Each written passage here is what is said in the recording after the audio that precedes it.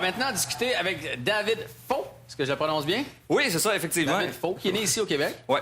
mais qui a des origines chinoises. Oui, mon père est chinois et ma mère est québécoise. Est-ce que c'est une première en comédie au Québec? Est-ce qu'il y a d'autres humoristes d'origine chinoise? Non, hein? Ben, je pense que j'en ai vu un, mais juste en photo, fait que c'est bien flou encore. Je pense que c'est un ninja, lui, il se cache un peu, puis il est discret. T'as-tu l'impression qu'il y a comme tout un public qui t'attend? Parce que tu sais, quand Rachid est arrivé, Sugar Sammy, il y a plein de gens qui se sont identifiés. Parce qu'en humour, il faut s'identifier aux gens. Tu sais, on fait comme, Ouais. tiens, quelqu'un qui me parle, qui me rejoint plus. Parce qu'il y a quand même plusieurs Asiatiques ici au Québec qui se sont adaptés à la culture québécoise. J'en ai plein à regarder les clans qui viennent. Est-ce que tu as l'impression que, ça va faire du bien de finalement avoir au Théâtre Saint-Denis David Faux? Ben, je pense que ça va être une bonne chose. C'est quand même c'est une nouveauté, je pense, quand même, dans le milieu, mais les Asiatiques, en général, j'ai l'impression que c'est des gens plutôt réservés. Oui, c'est vrai. Donc, d'après moi, l'engouement va être assez calme, là. Ça va être... Est-ce que ça rit? Est-ce que ça va rire quand même? Est-ce que réservé au point que... Non, mais que dans les salles, ce soit comme Ben, c'est vrai une qu'en autre façon de faire? En Chine, ça a l'air que les gens, ils rient pas. Ils réagissent pas du tout durant tout le spectacle, puis juste à la fin, ils se lèvent puis ils applaudissent.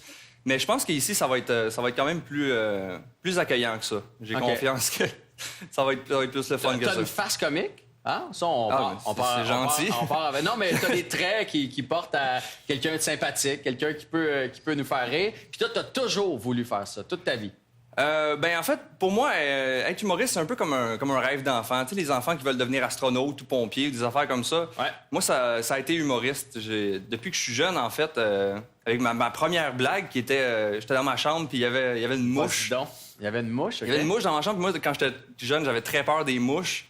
Puis la porte était fermée, puis la mouche était sur la porte. Fait que là, j'étais comme pris en dedans. Puis... je criais à ma mère de l'autre côté de la porte. « Non, il y a une mouche! » Puis ma mère elle m'a dit, « Ben là, David, les enfants, ça mange pas. Les mouches, ça mange pas les enfants de 4 ans. » J'ai dit, « Mais c'est pas elle que j'ai 4 ans! » Hey, mais c'est une bonne blague! T'avais déjà je l'ai gardé, quand même, à 4 ans, faut le faire. C'était l'impulsion du moment, je pense, vraiment. Des mouches ou Oui, ça va? très. D'ailleurs, je pense qu'il y en a pas ici. Non, il n'y en a vérifié. pas ici. Non, il n'y en a pas OK. ici. Bon, On est c'est correct. Mais t'as bifurqué quand même vers la mécanique avant de t'enligner vers l'humour. C'est quoi tes parents t'ont dit? Trouve-toi un métier si tu veux t'en aller humoriste. Ce qui est une sage décision parce qu'il y a quand même beaucoup d'humoristes au Québec. Oui, effectivement. Ben, j'ai été vers la mécanique parce que un de mes modèles dans la vie, c'est mon grand frère. Puis lui, il tripait vraiment sur la mécanique auto. Fait que, en sortant du secondaire, j'ai fait l'école de mécanique automobile à Montréal. J'ai travaillé dans les garages pendant 2 ans. Puis c'était vraiment pour faire de l'argent. J'aimais ça, j'aime encore ça. Mais c'est vraiment plus un hobby maintenant qu'un emploi parce que, en fait, j'ai quitté ce milieu-là parce que je trouvais que j'étais toujours tout seul en dessous du capot. C'est assez différent. Oui, c'est assez différent. Ça manquait de contact humain un peu. Est-ce que tu le joues sur scène, le fait que tu es d'origine asiatique, ou tu voudrais qu'on l'oublie puis que tu fasses ton... Est-ce que tu l'assumes d'entrée de jeu ou... Ah, ben, je l'assume, mais je préfère pas m'en servir. Je trouve que c'est une carte qui m'intéresse pas pour l'instant. Okay. Je la mets pas aux poubelles. C'est vraiment juste que actuellement, je préfère pas trop m'en servir. Mais si jamais j'en ai besoin, j'ai pas peur là, de la sortir. Mais tu joueras pas comme, tu sais, Sugar Sammy joue beaucoup avec ça. Il fait ses pubs avec le gars qui sent les épices. Toi, tu veux pas aller là. Non, je préfère pas. T'es Québécois de souche, de toute façon. Puis... Oui, c'est ça. Je suis né à Montréal, grandi à Longueuil. Fait qu'il y a pas bien mal. Tu disais que tu écoutais beaucoup d'humour quand tu étais jeune. C'était qui tes humoristes préférés? C'est qui tes inspirations? Le premier spectacle sur lequel j'ai vraiment accroché, c'est Rumeur de Jean-Michel Anctil. Ouais. Je me souviens, quand j'étais jeune, Rato, il me faisait beaucoup rire. Évidemment, Louis-José Hood, Martin Matt, pour moi, c'est vraiment un modèle. J'aime aussi beaucoup, depuis récemment, j'écoute les humoristes américains. Okay. Louis C.K., Kevin Hart aussi, beaucoup. Puis plusieurs autres, mais vraiment, pour moi, les grands modèles, c'est vraiment des stand-up. C'est vraiment des gens... Des gens qui font sensiblement la même chose que moi. Mais là, tu disais que Rato te faisait beaucoup rire. Rato, c'est un personnage. Oui. Mais toi, tu te situes où? T'es dans le personnage ou dans le stand-up? Je suis vraiment dans le stand-up. Plus, Rato, je l'aimais beaucoup quand j'avais comme 10 ans.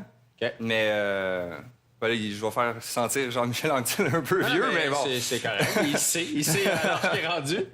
Mais en grandissant, j'ai vraiment plus accroché sur les stand-up. OK.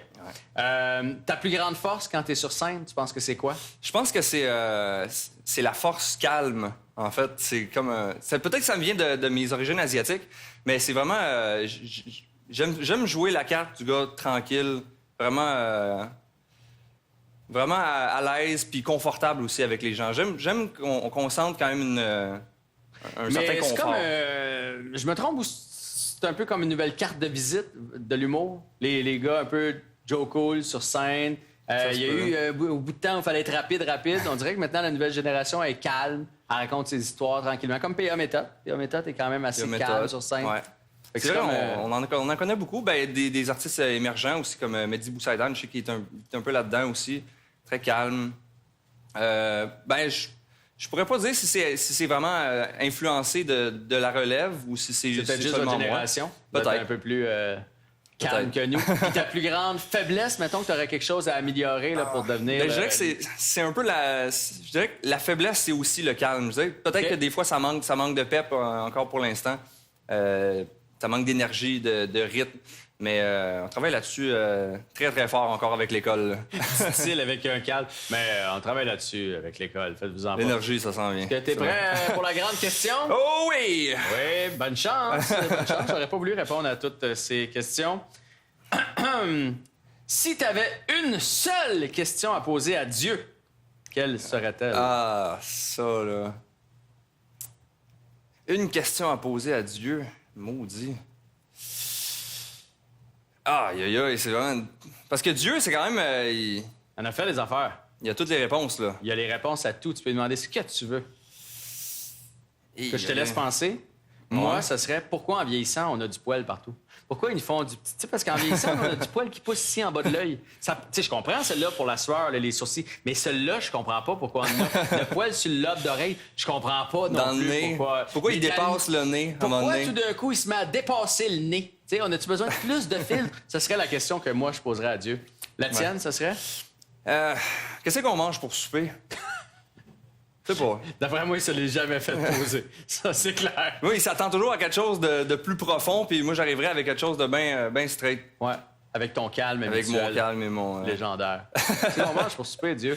D'après moi, il tombera en bas de son nuage. Merci beaucoup, David. Ben, merci à Bonne toi. Bonne chance avec la suite des choses. Merci Bonne chance beaucoup. avec la fin de la tournée et au plaisir de se recroiser dans le milieu. J'espère beaucoup. Quelque part.